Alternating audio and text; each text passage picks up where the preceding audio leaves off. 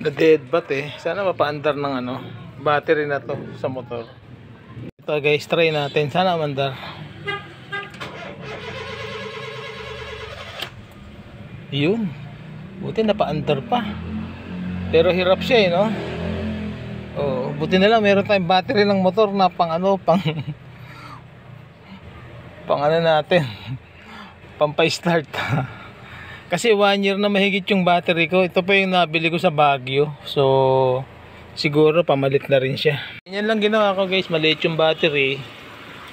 Positive, negative. Ganun. Kailangan pula sa pula. Itim sa itim. Ano, ganun.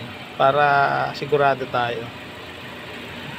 Ayan, tayo natin para kumarga din to. Baka mamaya, kasi maghanap pa lang ako ng battery. Bigla akong mamatayan sa daan. At least may pang charge ako. Mahirap kasi maghagilap ng ano, di ba? Ayun, ganun lang gawin natin. Pagka may motor kayo, buunin nyo yung battery pag mahina na yung battery nyo para makaandar kayo. Okay, go ahead.